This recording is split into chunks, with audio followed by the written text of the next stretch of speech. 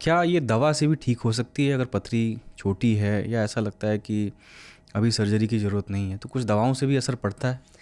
बहुत से मरीज आते हैं जो ये कहते हैं साहब ऑपरेशन तो हमें बहुत डर लगता है, हम ऑपरेशन नहीं कराना चाहते, कोई ऐसी दवा बता दो जिसकी वजह से ये पथरी खुल जाए। ऐसा यूजली होता नहीं है।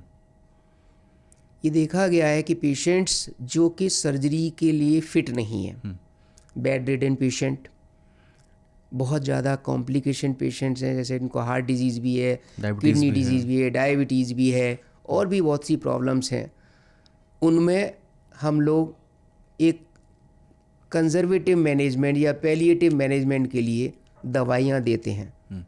उन दवाइयों का रोल 100% एस्टेब्लिश्ड नहीं है।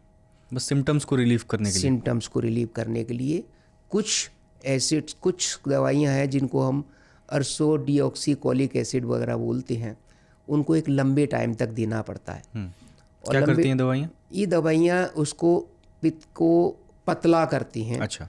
कंसंट्रेशन कोलेस्ट्रॉल की उसमें कम करती हैं, तो ज़्यादा प्रेसिपिटेशन के चांसेस कम हो जाते हैं। तो पथरियाँ घुलने ही जाएंगी, लेकिन ज़्यादा बनने के लिए हम थोड़ा सा रोक सकते हैं उनको। तो मतलब सर्जरी ही इसका फाइनल इलाज है? यस। एक बार अगर पित्त की थैली में पथरी बनी है, चाहे उसमें सिम्टम्स हैं आपको या सिम्टम्स नहीं है, लेकिन इलाज नहीं बदलता।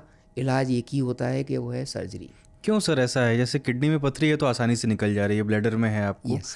इसमें क्या, कैसा ऑर्गन है कि आपको स्पेस नहीं देता है पथरी निकालने बहुत के? अच्छा सवाल पूछा है आपने। किडनी में फ्लशिंग होती है। किडनी में पानी जाता है, आप जो कि खाना खाते हैं उसके पाचक तत्व सब ब्लड के थ्रू जाते हैं किडनी में, और वहाँ फिर उसमें से छलनी का काम होता है। उसमें से जो टॉक्सिक कंटेंट्स हैं वो आपके नीचे सिक्रीट होते हैं और पेशाब के रास्ते वो बाहर निकल जाते हैं। वहाँ एक पूरा रास्ता मिला हुआ है किडनी से लेके और नीचे पेशाब के रास्ते तक, जिसकी की लंबाई और चौड़ाई बहुत ज़्यादा नहीं। लेकिन पित्त की थैली में अगर पथरी है तो उसके लिए रास्ते में 3 रुकावट हैं। एक पित्त की थैली की गर्दन, जिसे हम नेक बोलते हैं, बहुत नैरो होती है। उसके बाद जिस पित्त की थैली की जो गर्दन जो पित्त की नली में खुलती है, जिसको हम CBD बोलते हैं, वो भी नैरो होती है। और उसके बाद जब वो CBD आंत में खुलती है, वो सबसे ज़्यादा नैरो जगह होती है। उस जगह से बहुत बड़ी पथरी नहीं निकल सकती। हाँ, अगर वो चूरा है जिसको हम फ्लश बोलते हैं, तो वहाँ से पास हो सकता है, but that is not guaranteed. लेकिन जब कभी भी वो वहाँ से पास होता है, डिफ़िकल्टी होती है, तो साथ ही साथ उसके एक और स्ट्रक्चर होता है, दैट इज़ पेनक्रियाज। पेनक्रियाज में भी सूजन आ जाती है, क्योंकि पेनक्रियाज का आउटलेट और पित्त की थैली का आउटलेट आंतों में कॉमन होता है।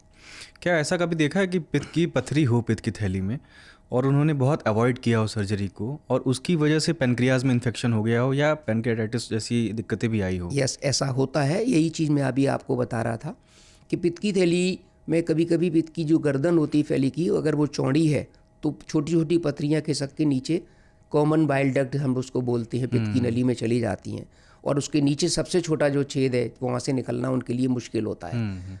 पेनक्रियाज और पित्त की नली, ये दोनों की कॉमन ओपनिंग होती है।